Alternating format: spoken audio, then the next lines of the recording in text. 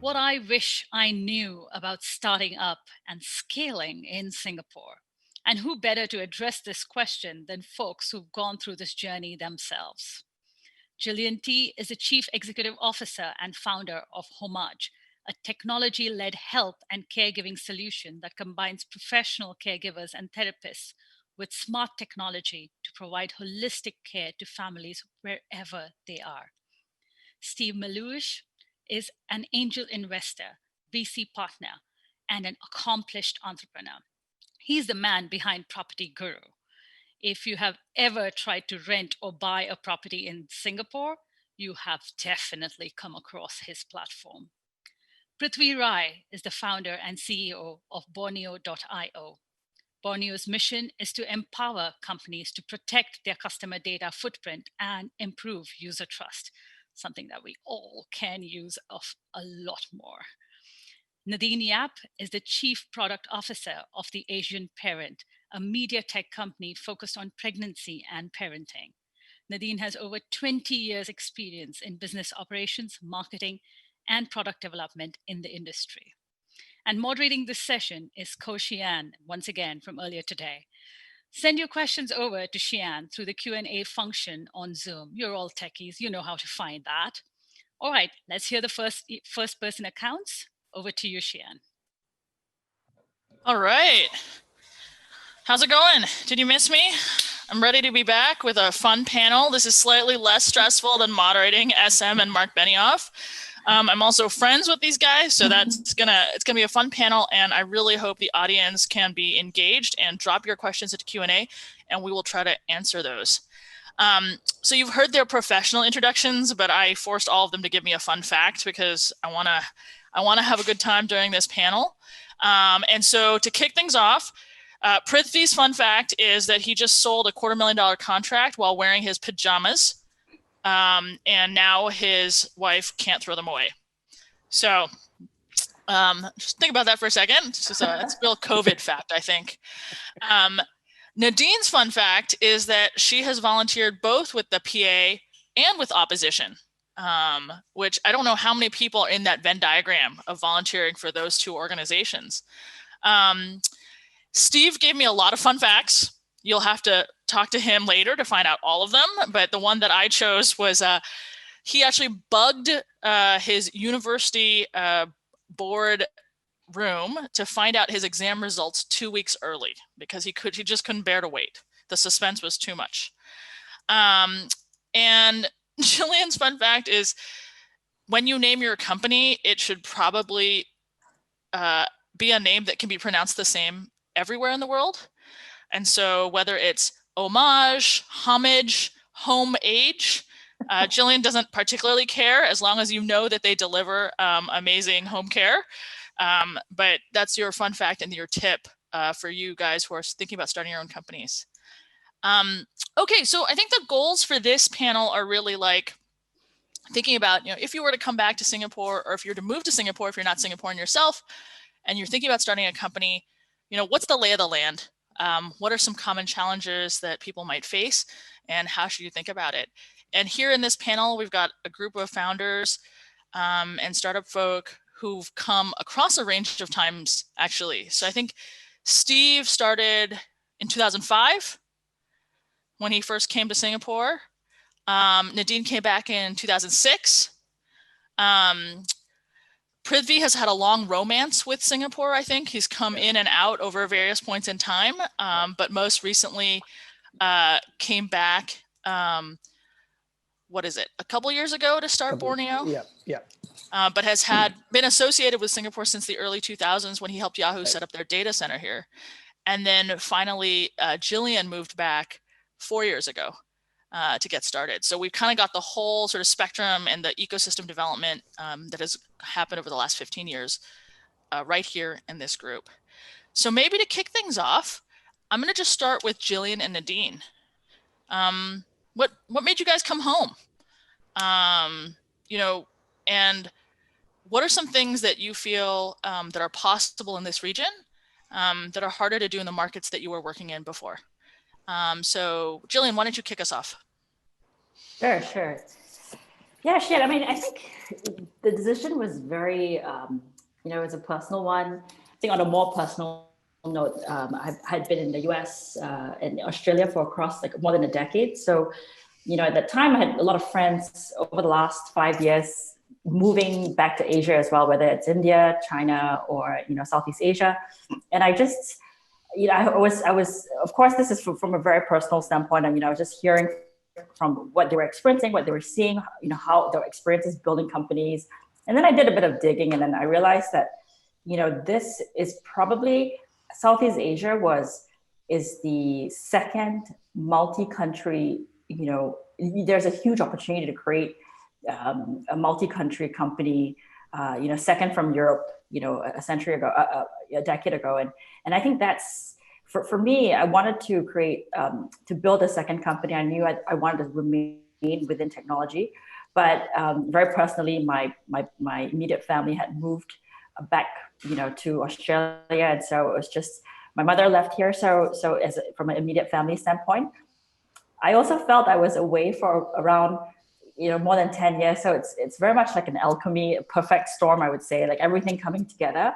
But it was very much a timing thing because I was noticing the trends of, and I'd love to share more about, how I see the investment and startup ecosystem progressing over the last 5 years. But I do see this huge inflection point in Southeast Asia, where after about 10 to 15 unicorns are created, there's going to be this huge exponential growth in the tech startup ecosystem.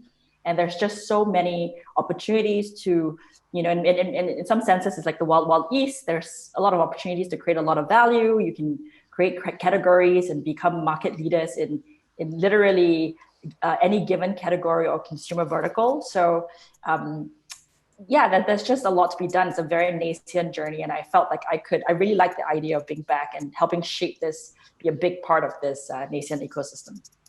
Thanks, Gillian. Nadine, actually, The Asian Parent is a category leader, right? It's like the #1 parenting app in Southeast Asia. But you came back, almost a decade earlier than Gillian. So what brought you back at that time? And, how have you seen sort of this ecosystem evolve over that period?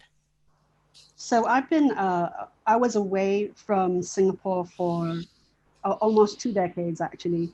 And I had a kid and, I was living in Seattle, working at Amazon at the time, had been through the .com boom and the .com bust. And sort of we decided as a family, again, it's personal reasons, that we really kind of wanted to bring our children up in Asia, both for kind of more of an extended family experience. My parents are still here, as well as a more kind of cosmopolitan outlook and a more positive growth energy than sort of back in the US. And then personally, from a business standpoint, I knew that the wave that had been through the US, just like Gillian was saying, was it was nascent, almost non-existent back then, but it was the right time to come back to Singapore to sort of help Singapore and the region go through the same thing. And with our perspective as both with our experiences overseas, as well as our experience from being from Asia, being from Singapore, how do we help kind of marry the two, build solutions that are both uniquely Singaporean, uniquely Asian, but also, one of the things that it's harder to do in some of the other places is to have as cosmopolitan an experience and connection and outlook as you can really in Singapore. Thanks. And for Steve and Prithvi, you didn't have that, sort of family or citizenship drawing you back, and yet you chose to start your businesses here. Would love to hear from you guys, like why you chose to do that, and maybe Steve, why you had no choice but to do that, perhaps. Yeah, I mean, I made the move very much by accident. I'd gone through the .com boom and bust as well, but working in the telco industry. I was running a large global P&L, and I enjoyed building the businesses, but I didn't really enjoy the whole cost cutting and headcount reductions every few months in the dot-com crash. And so I went traveling, took 6 months off and went traveling around Southeast Asia, backpacking with my girlfriend, now wife, and came back with a realization that, you know, what I wanted to do was I had a Post-it note on my wall. It was Digital Asia Startup. And so I kind of focused on that. And so where do you focus on that? So Digital Asia Startup in those days, China. So I was going back and forth to Shanghai, talking to VCs and startups in Shanghai, and starting to have some great conversations. And during that time, my wife's company had a reorganization, and everyone had to reapply for their job, and she reapplied for the job in the Asia headquarters, which was in Singapore. And they offered it to her, and it was a 1-year expat package. And we went, oh no, Singapore, so boring. Really don't want to go to Singapore. I want to go to real Asia. I want to go to China. But we thought it'd be a lot easier to go from Singapore to China than from London to China, as where we were at that time. And 15 years later, I'm still here. I got slowly sucked in, and ended up running a mobile content startup, and then starting PropertyGuru in 2007. You know, now, you know, been angel investing and working with a whole bunch of startups for the last sort of 15 years or so, and it's very, very exciting, and very happy to be here. How about you, Prithvi? So why did you choose to start Borneo here? Yeah, I think pretty much, you know, a lot of points others spoke about, but for me, for us, it was more a deliberate choice, right? I think Singapore turns out to be a perfect startup hub to start a business, vibrant city to live in, access to a global and growing talent pool. But I think if I just look back at my decision, I was super fortunate to be part of early high growth phase stages at Facebook, Uber, and Yahoo, spending a lot of time in the Silicon Valley, parts of Europe, and then did multiple stints with them in Singapore too. And around a couple of years ago, when I decided to kind of hang up my corporate kind of gig and take a year off, we were traveling. I just started reflecting around the last 2 decades of, you know, successes and failures and things we have learned. And I realized that my specialty, you know, lies in scaling companies, global scale, data security and privacy, and having done that for some of the largest, you know, data footprints. So that's when the idea of Borneo kind of started. And then I said, okay, where do we kind of, you know, set it up? And personally, when the choice came to where we headquartered the company, we reflected on a mission, which was around empowering businesses to help protect their customer data and increase consumer trust. And as I started learning about Singapore government's, you know, technology initiatives and policies, I very quickly realized it was very much in line with some of the focus around data governance, data privacy, and also positioning Singapore as a global data trust capital of the world, right? So it kind of said, okay, this is the right place. You want to build a global company that is going to, you know, build a new privacy data management approach. This seems like the right place to kind of set up a shop in. And again, at the personal, you know, level, during my stint in the Silicon Valley, especially, you know, during the early stages at Facebook and Yahoo and all these places, building products, I felt an amazing sense of purpose and energy during that time. And today, I feel the same energy and optimism in the startup space in Southeast Asia. So, you know, all these kind of factors make Singapore kind of the obvious choice for us. Got it. Thank you. So, you know, I think something that we talk about a lot is like talent and how hard it is to get talent in the region. So I'm kind of curious what your experiences with talent acquisition have been. I think, Prithvi, people might imagine that, like, for a cybersecurity, data security startup, this isn't necessarily the natural place to locate yourself. And so I'm curious how you weighed that as a factor, and how the experience has been so far. Right. Yeah. So I think at a global perspective, Singapore is a great place to attract, you know, global talent. But I do agree that finding good talent can be challenging. And we've been lucky. So one way we've kind of worked around, and this is based on what I learned with my previous gigs also, is that we found a very good stream of technical candidates, especially in the AI, machine learning, security spaces, coming out of local technical universities like, you know, SUTD. In fact, one of the earliest intern hires we made in Singapore was from SUTD, and he's one of our solid rockstar engineers owning like a proper product line for us today in like 18 months, right? What we end up doing is we use a mix and match approach on our team, where we try to find good local talent and then also mix them up with talent from outside Singapore, right? So what it helps is, it helps us increase what we call the skill set or experience diversity and make a well-rounded team. We've also been super fortunate where we've been able to hire Singaporeans from tech giants like Facebook in Menlo Park and have them relocate back to Singapore to join our mission. This approach has worked really well for us, not just at Borneo, but like I said, I was able to do the same at Uber and Facebook. Of course, we had big brands behind us to build world-class engineering teams out of Singapore.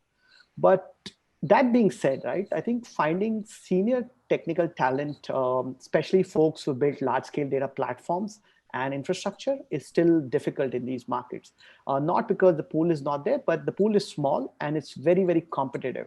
And as you know, right, we have to compete with all the big companies, right, like out there for the same small pool of talent. And with startups, if you look in the Valley, right, I think one of the secret weapons that startups have is startup equity, right? And which is very, very important for startups to attract talent, right? So that's been a little challenging here, but I think this problem is going to address itself as we start seeing more successful unicorns or decacorns come out and people realize the value of equity, number one. And number two, you'll also have people who learn through that experience going through the high growth phases at that company, and they will move around. This is exactly similar to what happened in the Valley. And I think the silver lining there is we are starting to see early signs. We are starting to see mega companies come out. I think we had a session with Forestly before this. So I'm super positive that a lot of the good talent from that will come and, bleed in. And I think the last thing for the rest of the founders, I would just want to add, right? I think if you are trying to solve a hard problem, right, a difficult problem, and your mission is bold and big enough, I think it's you will see that a lot of people automatically gravitate towards you. Thanks, Prithvi. Nadine, I know the Asian Parent is a regional organization, so you've got, you're in multiple markets. How have you handled talent acquisition across those markets? Because I think, all of you actually either from the get-go were like, this is going to be regional or global, because Singapore's not going to be big enough. And so how have you thought about, your talent pipeline from where you sit? Yeah, so for the Asian Parent specifically, most of our technical team are located in Mumbai. But again, as we are sort of scaling up and looking for more senior experienced talent, at this point, we are open to looking at even other markets or other cities in India. But I have product managers in Dubai. I have a product manager in Hong Kong. The head of data science is in Indonesia. So even before remote working and COVID, we got very used to a lot of remote collaboration and using collaboration tools very well. And that was really important. And then at the same time, when you do that, already working with international organization, everybody knows that sort of culture is something that you want to establish very explicitly, how you work together and so on. But it's even more important when you're working remotely. Got it. Maybe I'll go to Gillian then on the talent front as well. I would love to hear how you're thinking about talent, because I know you're in 2 markets, you're planning to grow to another 2. Even apart from just technical talent, how do you think about general managerial talent and all the other sort of functional units that you have to build? Yeah, I think I agree with a lot of the points that Prithvi, mentioned. Those really sort of, strike and ring true to me. I think too, going into growth stage, particularly, I do see this gap of, it's hard everywhere, but with regards to scaling from in a growth stage where you're building a very strong layer of middle management, that's where just in terms of the size of the ecosystem, you want someone who ideally understands the rigor and intensity and the high iterative pace of a startup or growth stage startup. And it's to find those people, you have to take on a very proactive, very aggressive, very assertive approach. So I would say 2 things, right? One is we, of course, right now there's been a lot of startups that's gone in two ways. So one is take a risk and hire from someone who with more traditional MNC experience, and hope that they can make that transition and that the startup pace and that sort of it's really for them. And the second approach, and just kind of hearing from founders and the same challenges that we experience, is that they have oftentimes hired for positions, but placed people with less experience, but with that aptitude, with that attitude, with that mindset, with that growth mindset, with that orientation towards, okay, I'm okay changing something 10 times and throwing things away. I'm going to move really, really quickly, be really nimble, be really agile. And they've gone that approach of hiring someone that might not have the years and years, the experience, but have the orientation towards that kind of environment and culture fit in that sense, and then train them up. It takes longer, but that's been one strategy I've seen work. And for Homage, that's definitely worked. But then the other focus is distribution. So meaning that you have to treat it like a sales, of course, talent acquisition. It has to be so technical in terms of, it's a sales distribution. So do people, even in surrounding countries, great talent, people in Thailand, do they know about you? If you're a category leader, I really love Prithvi's point about, is your mission, what you stand for, what you care about, your values, is that clear externally, or are you just propagating that internally? So I think that's super, super really key, particularly when you're starting to scale up a leadership team, across multiple regions, multiple countries. So those are two things that I would add to that. Yeah. I also find that when you hire a very good, strong leader, you will open a stream of talent that they bring with them. Absolutely. And so we had one example where we pulled on a head of growth and marketing. So international expansion. He was the second hire at Canva, but he was in Australia. So the moment that his profile got dropped in the central investor group, so tap into your in your investor network and people in your support community, we literally within one day, we had 5 leaders interview him. We flew him out, we flew him out, and now he has attracted talent. The head of content, that they just have deep technical experience in SEO, SEM, and content marketing, which is by and large harder to find in this part of the world. Consumer, I think, particularly if you're a consumer focused business, I think that's really one of the core capabilities that you need to build within your company. So it's absolutely, Nadine.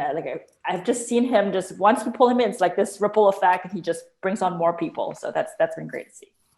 Awesome. I think the other part of the startup equation, we're talking about talent, is fundraising.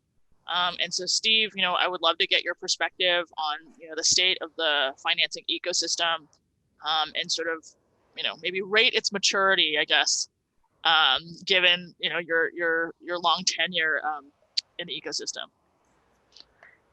Yeah, I think the first thing to say is it's completely and utterly transformed in the last 10 plus years. I mean, when I first started PropertyGuru, I would have started the fundraising process, which was about 2008. There was no real investment community there. There was a handful of angel investors. There were a couple of business angel funds which were matching with the government seeds fund. And that was pretty much it. The VCs that were here were really focused on growth markets or on markets outside of Singapore. And certainly there was no appetite or interest to invest in anything related to internet. We went through a very long process with a government investor at the time, because we felt that we're going to go up against 2 big giants, media giants, and who are both government-linked companies, and we would benefit from having some government investment. So we went through a whole bunch of hoops over about 9 months, and it was already the lowest valuation we'd kind of got, but they kind of wanted to renegotiate the valuation even lower, just because it was just an internet play, and so the market was fairly immature. So we had to go back and grab 5 individuals essentially to pull together $1.2 million, and obviously we had to bootstrap for the first 18 months to get that far. But if I now think about where things are now, it's night and day difference. You've got, if you want to raise 30K pre-seed, very early stage money, there are institutions that do that. I think perhaps there's a brand behind you, Shiyan, that's Hustle. Yeah, that's right. Hustle, yeah. Right through to, large VCs or PEs who are investing, $400-500 million. And government sovereign wealth fund investing money in companies in Singapore and also outside of Singapore. And so the sophistication and level of investment has completely and utterly changed. There are investors now focused on deep tech. There are investors now focused on B2B, specific stages and also geography. On top of that, just the ecosystem supporting, startups is completely and utterly different now. So you've got a whole bunch of accelerators and incubators focused around sustainability, or focused around food, or focused around, maritime. So it's become a lot more segmented and sophisticated. A whole bunch of co-working spaces also in place now, media and conferences, events like this, for example, that didn't exist 7, 8, 9 years ago. And a whole bunch of mentors, as we've seen, more founders build their business here and perhaps, exit or, partially exit, then they've got time and money to invest and support the ecosystem here. And, I'm definitely seeing a lot more of that, me included, I guess, to try and stimulate and support the ecosystem here. So it's fundamentally, night and day difference. And you think about, there were a handful of investments made in a sort of tech space per annum 10 years ago. Now there's, in across Southeast Asia, 1,500 deals get done, $12-13 billion per annum of investment deals getting done at all those stages. Exits, full exits, M&A exits, Wavemaker, the VC I'm helping, had 8 exits in the last 2 years. PropertyGuru has acquired 3 or 4 companies in the last 3 or 4 years. And we're seeing IPOs and acquisitions, Lazada, Alibaba, and, Razor going listing, and also, of course, C as well. So, again, 9-day difference to compare to what it was like 10 years ago. Thanks. And I think, Gillian, maybe you have some thoughts, recently closing a round as well on the fundraising environment, and you've also raised money in the US for your prior company. Maybe you could compare and contrast a little bit the fundraising environments. Yeah, so I think I think the key difference, I think fundamentally the fundamentals, for the business and what they look for in a team and the opportunity is the same. I think, however, to Steve's point, I think even 4 years ago, I really do see this huge shift till today. Even raising, for example, a seed. So typically in the US, at seed stage, so much earlier stage, you can raise on a convertible note, and that there's a handshake protocol, and it's very straightforward, right? So it's either you raise on like a standard KISS or a safe note and so on, and that's fairly commonplace. Today it's much more, but when I first came back and I was raising my seed round, this was a few years back, that notion was very foreign. And another key difference is this focus on a regional outlook from the get-go.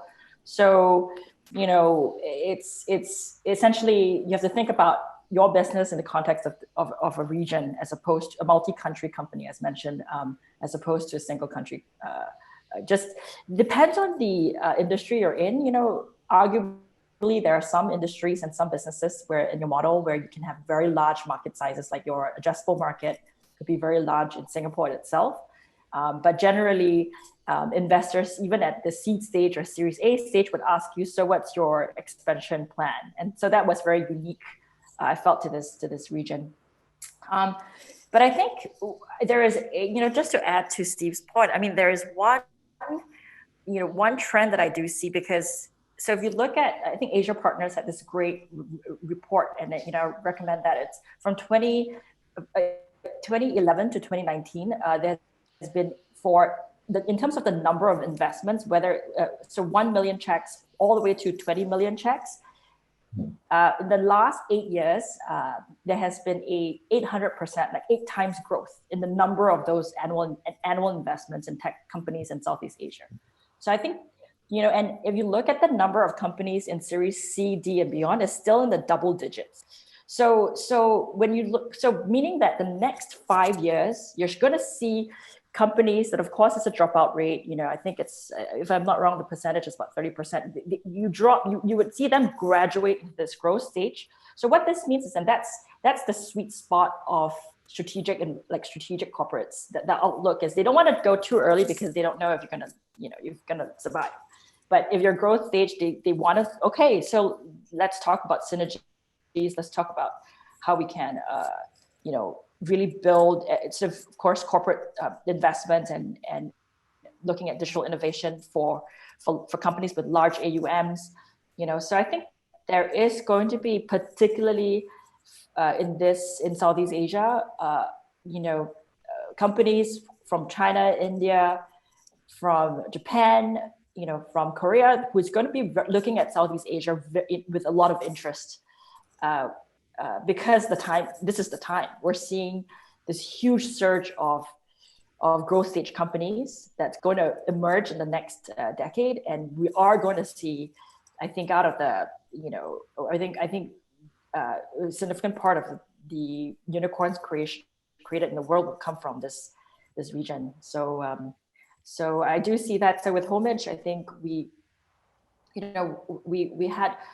spent a bit of time speaking with a Japanese strategic, and there was just so much alignment, and they were very keen on the Southeast Asian landscape in terms of elder tech and of course home care, community-based healthcare and wellness. So there was, it took some time, but they ended up being a strategic investor in Homage, and they have close to 50 billion in AUM. So that's and we're just only getting started. So I think there is going to be more partnerships, strategic investments in this region, and that option and that path should not be overlooked, I think. Yeah. Got it. Thanks. All right. I want to make sure that we leave a lot of time for questions. So I want to just close off with, sort of a final round, which is like, let's say you're thinking of moving to Singapore, right? How should you think about, the prep around that transition? What do you wish you had known basically before you'd moved? And I think for some of you, I think you all come from different perspectives. Like some people have kids, some people were trailing spouses when they first showed up. Prithvi, I think you have the experience of not just moving yourself, but you've moved other people over as well. And so just in a quick wrap up on this sort of like panel comments before we switch over to Q&A, Sure. What would you sort of tell someone to think about before they move? Yeah, a great question, and very close to having done this multiple times, right? So I think there are two ways to think of it. One is the planned approach. If you're already working in a company back outside of Singapore, is that when you're part of a bigger ecosystem, you can always identify high growth areas in Asia or in SEA, raise your hand and volunteer to jump in, take on a new gig or a new role and unlock it, right? It's an amazing step up in terms of career and learning. And companies offer multi-year, 2-year stints or assignments, which works very well for both parties. I did my first move, like you mentioned, to Singapore in 2009 with Yahoo. And that was an amazing learning experience, right, in terms of the things we were able to accomplish here, and even the the friends and experiences we had. And then again, I did this with Facebook in 2014 when Facebook was trying to enter China. That was one of the top priorities for Zuck at that point. I did that, and again, similar kind of learning experience. And the second approach is what I called is the rip the band-aid approach, where you just wake up, sell everything, and then you move. We're going through, negative and unemployment in tech right now, and that trend will continue for the next decade. I'm sure people will land a great gig when they come, right? Like all of us here on this panel are actively hiring. And the international move tends to have a huge benefit for the entire ecosystem, right? Because the folks who end up moving, I kind of put them as tech ambassadors, because they bring in the rich experience, diversity and experience and learning from a mature tech ecosystem. Say if you move from the US, you bring in from like New York or the Silicon Valley to Singapore. And at the same time, when you're here and you're traveling back, you take the, learnings and new perspective about the region, the opportunities of the region, the cultural nuances back there. And I think that's just good for technology in general at a global scale, not just for the region, right? Like I said, me and my spouse, Ramya, she's also engineer. We've done several of these and you can never go wrong. And just to add a little bit of the Southeast Asia plug, right? Logistically, it's super easy these days. You land at Changi, jump into a Grab, find your new home in PropertyGuru, pick up a new connection, mobile connection on Circles, and buy what you need on Carousel. All amazing Southeast Asia stories. So, all right, Nadine, you were moving with a kid as well. You're coming from the U.S. Yep. You had to deal with some fun tax issues. What should people kind of think about? What did you wish you'd known when you were making the move? So from the parenting perspective, coming from a parenting app as well, I wish I had known a lot more about kind of what the different kind of education options are. So if anyone wants to sort of talk to me about local schools, including Mandarin, international schools, special needs learning, gifted learning, all of that kind of stuff, I've spent a lot of time getting to know this after I arrived here. And secondly, just, nuts and bolts of leaving, especially with a spouse from the US and with a green card myself, taking care of understanding sort of what your tax obligations are, how you can sort of communicate back and forth with your existing accounts in the US and locally. I'm sure things have improved with the rise of fintech now, but making sure that sort of you nail all of those details before you leave makes life a lot easier. Gillian, how about for you, moving from New York? So I think I think I would really recommend talking to as many people as you can, and all the way from angel investors. I think I wish I'd talked to more growth stage folks. So because I think it's easy to focus on the earlier stage, and now, of course, now I'm trying to get as much cross learnings and best practices from founders like Henry and Dropback and things like that. So it's I would say one thing is, don't underestimate. There is the need. I think if there was one opportunity in this region, is to build regional infrastructure. So, for example, scaling across like from New York to the Bay Area and Chicago and Boston and so on, is the underlying infrastructure, things like payments and other kind of text corridors and borders and all that it's by and large homogenous. But when you're looking at Singapore to Malaysia to Thailand and Australia and so on, that's when you do have to spend more time. So it's just you can figure it out. It's just there's a tax on that. So there's additional burden that you need to. So for example, figuring out payments, if you're a Singapore company launching in Malaysia or Indonesia, there's going to be a complete different payment infrastructure. So and Stripe is, for example, Stripe is slowly moving to this region, and we were the first set of companies to launch with Stripe in Malaysia, for example. So we're part of the beta, and that took some time to figure things out. So I mean, it's all good, but it's all part and parcel of an earlier ecosystem. It's part of the fun. It's part of the adventure. But as a business, you wanna kind of remove these obstacles as soon as possible, right? Like you want to get down to business really as fast as possible. So that would be one thing. It's yes, focus on earlier stage. That's great. Like, learn a lot about those, but learn a lot about what it means to scale a business in the region, because that's sort of the ultimate end goal. Yeah. And Steve, I'm gonna have you wrap up here, and then we'll head into Q&A. Sure. Yeah, I think the first thing is, my reference point is like 15 years ago. So a lot has changed in 15 years. And so, particularly I think in terms of the startup ecosystem, it's completely thriving now, where it was like effectively non-existent then. So that's a big change. But there's some constants are there, which are, it's a relatively soft landing from a language point of view, from a food point of view, from a transport and just going about, and this highly livable city. The other constant is the eye-watering costs. of real estate. It'd be 2, 3, 4, 5 times more than where you're coming from. Cars, the same. School kids, if they're going to international school, it's eye-wateringly expensive. And so people's perception sometimes coming in is that, coming to Asia is going to be cheaper, but actually some of those things are a lot more expensive. I think the other thing which I wish I'd known and wish I'd thought a little bit more is certainly coming out from outside of Asia into Asia. Typically, people look at things as a whole, and I guess same with Southeast Asia and building the business from Singapore, PropertyGuru from Singapore. We spent the first 3 or 4 years building business in Singapore into profitable business in Singapore, and then thought we just cut and paste it. We thought the whole of Southeast Asia was going to be very, very similar. And as Gillian said, it's not one homogeneous mass. And we completely and utterly underestimated from every angle, from a consumer product, design point of view, UX point of view, organizational development, talent, competition, regulation, everything is completely and utterly different in every single market. And so that scaling, yes, building your business from Singapore and out, I'd highly recommend it, but don't underestimate the challenges. It's Singapore is not Southeast Asia, and Southeast Asia is not Singapore. Every market is very, very different. Awesome. So we've got a ton of questions coming in, and so I will let's just kick this off with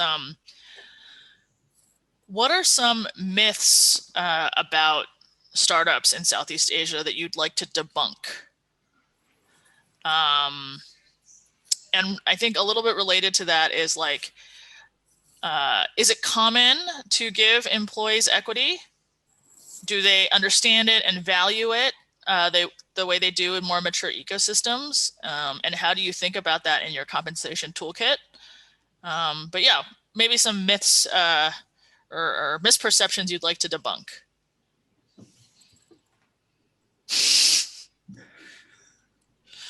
Do I have to cold call someone? Come on, guys. Sure. Well, doing a lot of teaching and work with kids coming into the startup world, parents are still thinking that, don't join a startup, it's too risky. They really kind of don't understand what life and what a career could be like in the startup environment. And, related to the other question, like what the upsides are. So that's definitely a myth that I think is worth spreading more. I had one engineer whose family allowed him to work in startups up to a certain point, and then he had to go join a real company.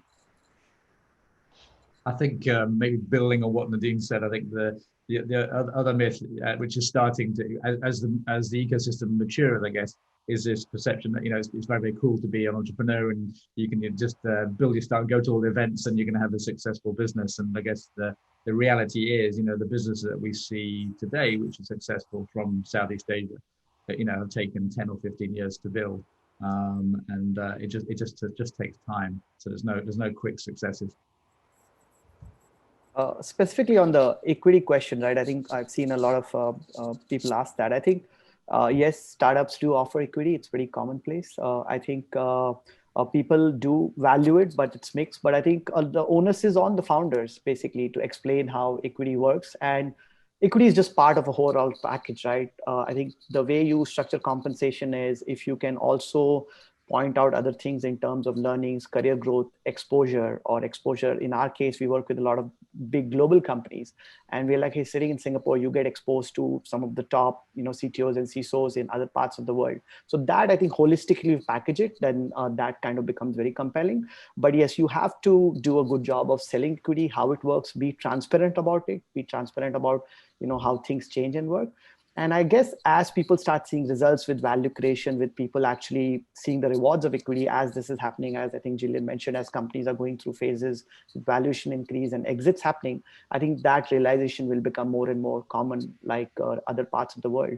And I think it'll become a lot easier. But I think it's very important to make equity a core part of your compensation strategy too. Yeah, I think we had good and bad experiences, I guess, of using equity compensation at PropertyGuru. So on the positive side, I hired our first CXO who had spent time working for Alibaba and was happy to take a very big drop in salary because she wanted to have a chunk of equity, and that paid off, hugely for her. In other cases, particularly with more junior staff, who perhaps for the first time they've been exposed to equity, they didn't value it at all. And if you come along with $100,000 worth of equity or $5,000 cash now, it's a $5,000 cash now. And that plays a little bit into a lesson which I learned quite painfully, was around, what Prithvi's just mentioned, which is around it's super important to, first of all, communicate the value of it and show that things are increasing, but also give people a taste. So when you start to have secondary opportunities, secondary sell downs of shares, giving the employees the opportunity to taste the value of the shares, and actually this is real money, was really, really important. And that's kind of become more important for us as we kind of grow in the business. Yeah, I would resonate a lot with that. So to Steve's point, absolutely. I think we see two cohorts, almost like two groups. One is they're savvy. They've been, a couple cycles, a couple different startups, more senior, more seasoned, understand how options work. And so that typically it's not just even, we do see that traditionally is more on a leadership level, more senior, but we also see mid-level junior folks that have that exposure in the past, and that's what they're incentivized by. But there is a fair amount of I think there's still a lot of people who just don't understand how it works. So for that group, I think to help them, I think even understand how do options work as as fundamental of a concept as that is, it's important. But even in Singapore, so the underlying structure and I would just recommend looking into the, how to structure the scheme as well, the option plan, because from a corporate governance standpoint, there are certain limitations with regards to the number of shareholders that can sit on your cap table, for example, legally.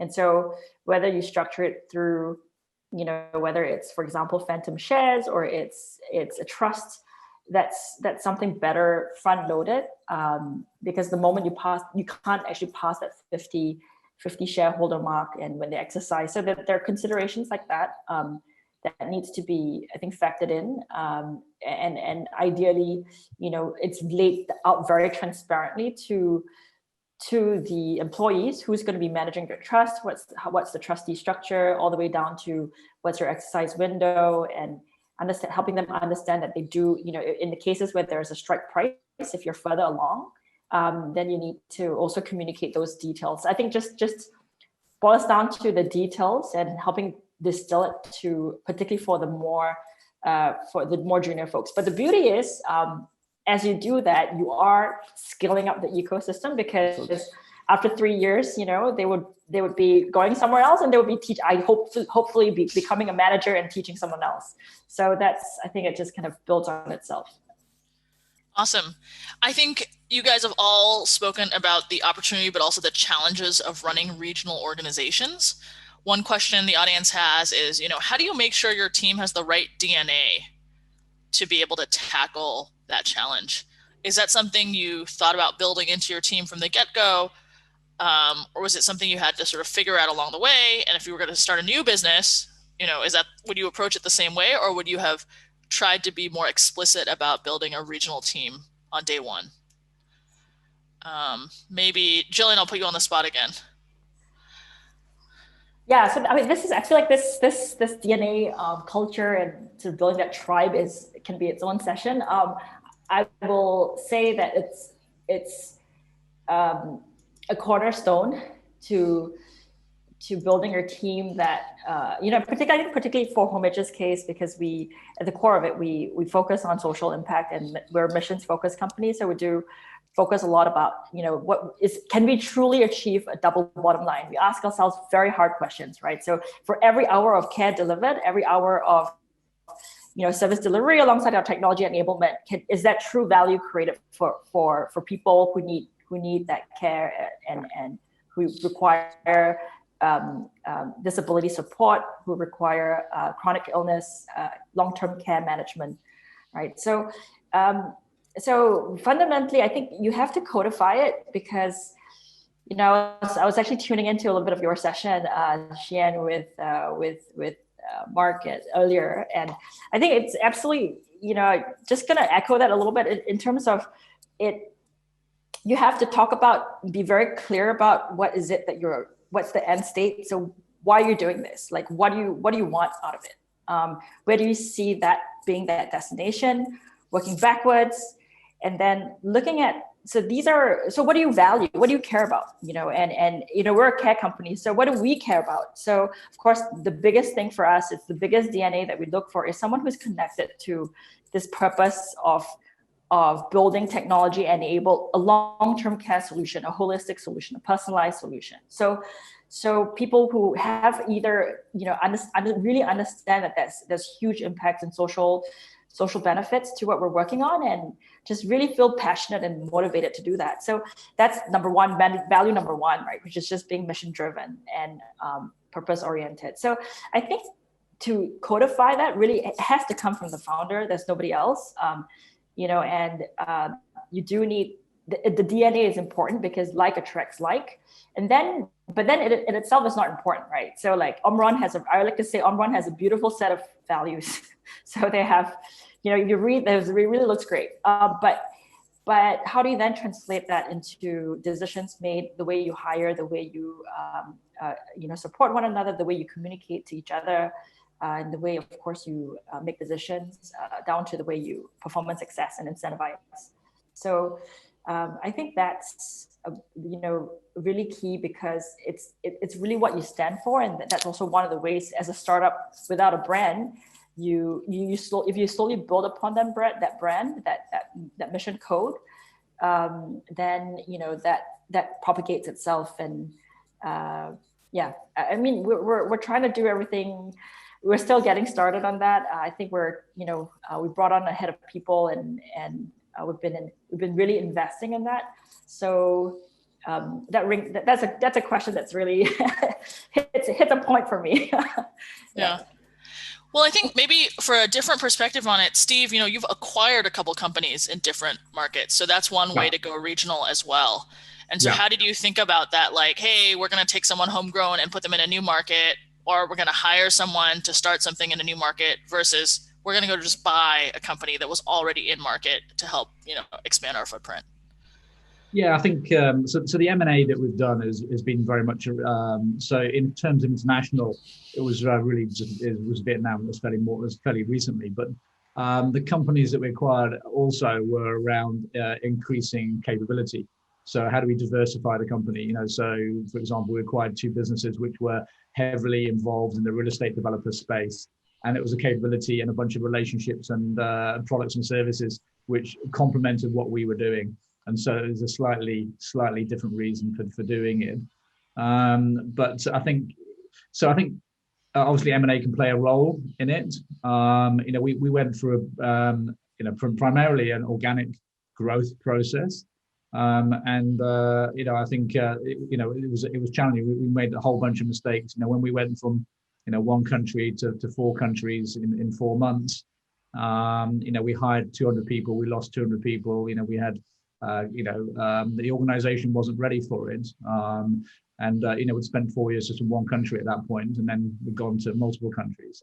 And so the lesson learned for there was, at the right time, building a regional leadership team and regional capability is important. And, in hindsight, what we should have done is done that first, rather than beg, borrow, and stealing resources from our Singapore business to support launches in Malaysia, Indonesia, Thailand, all at the same time, multiple sites in different languages, apps in different languages, and etc. So it was a little bit too much in one time. And so I think I spent a lot of time, talking about scaling with the startups that I work with. And, the first thing I say is that, building strength in a core market, is really, really important. Rather than put pins on a map and having 20 countries with pins on a map, I'd rather invest in a company that's very, very strong in one market and can be profitable in that market and grow a nice business in that market. And in the case of PropertyGuru, it's like, Singapore looks small, but it's a $52 billion per annum real estate market. So you can build a really, really nice business there. But if you want to really, really go big, you have to go beyond the market slightly. Building a regional leadership team to enable that growth was really important. What we did from an M&A point of view was the key lesson learned there was around insulating and amplifying the startup.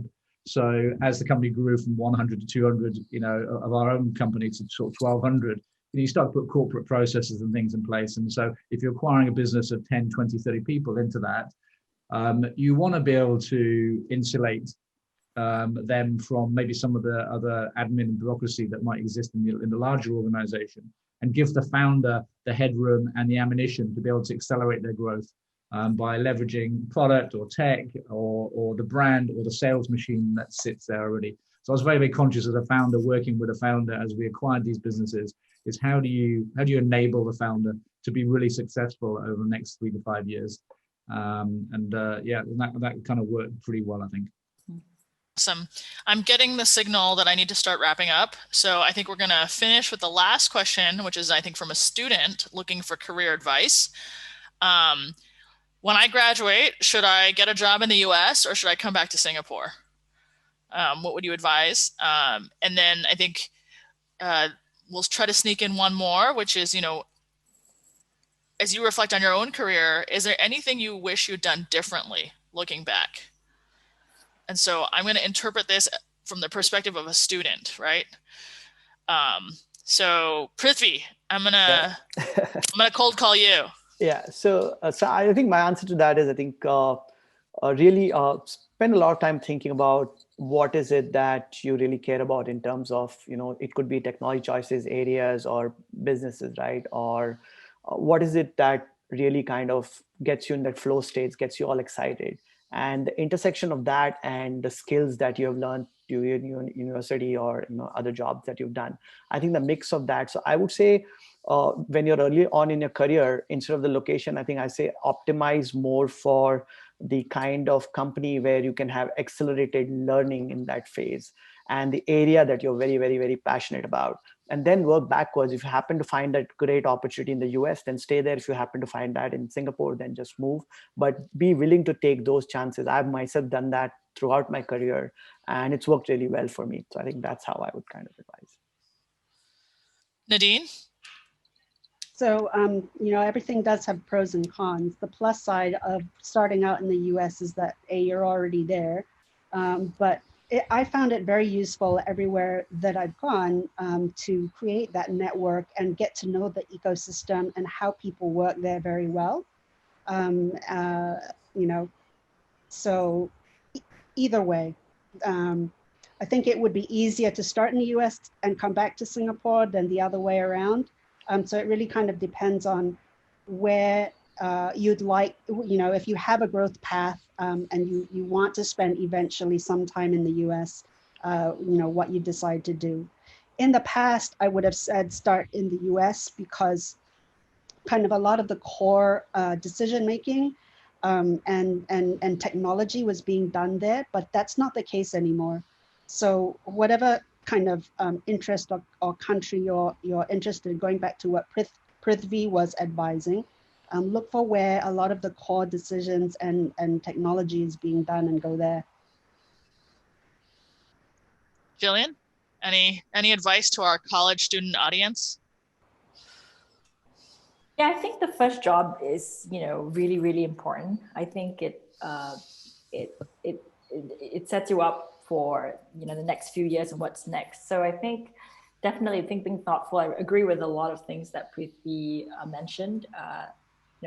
There's a couple of frameworks. There's risk minimization, or you can go with learning maximization. I think go with, and that's the engineering background in me speaking, but go with learning maximization. That's my personal strong recommendation. Absorb everything you can absorb, and I think that's in some ways location agnostic. So for example, if there was a great company, just this is a plug for you, with US exposure, working on an area that you're really passionate in data security and privacy, so that I'm sure you're in that right role. where with the right manager, I think the biggest thing is who is going to be your manager. And to Nadine's point, what's your exposure level to how decisions are being made? Finding that coach, that mentor, that manager is really, really key, because that is the conduit to your learning, and then exposing yourself to that sort of stage of that company. There's no substituting that. There are some, I think, trade-offs. I think one of the good things about being part of having the experience in a larger and mid-sized company is that you do, I think every stage of a company, you essentially the learnings and the exposure is different. So I think speaking with as many people as possible to learn about what's the key differences. So for example, earlier stage, what you care about is you just want to make sure you're building, like you don't care as much about processes and structures. You care a lot about building and selling and getting people, getting to that market fit, right? So you want to know whether this founder, the team, market, a product fit. But then later on, you got to start building some systems and structures. So very quickly, I mean, that those are the considerations, and it really is depending on what being self-aware to where you want to get the most out of that experience. All right. Well, I want to say thank you to our panelists. This has been awesome. So if you have a few takeaways, it's basically optimize for learning. Singapore is easy to place to live in. There's lots of money. And you should come here and start a business, but don't underestimate regional expansion challenges. And so that's my TLDR summary on this hour with our delightful panelists. Thank you so much for joining me, Gillian, Nadine, Steve, and Prithvi. Thanks, Shiyan. Thank you. Thanks, folks. Thanks, Shiyan. Thanks, everybody.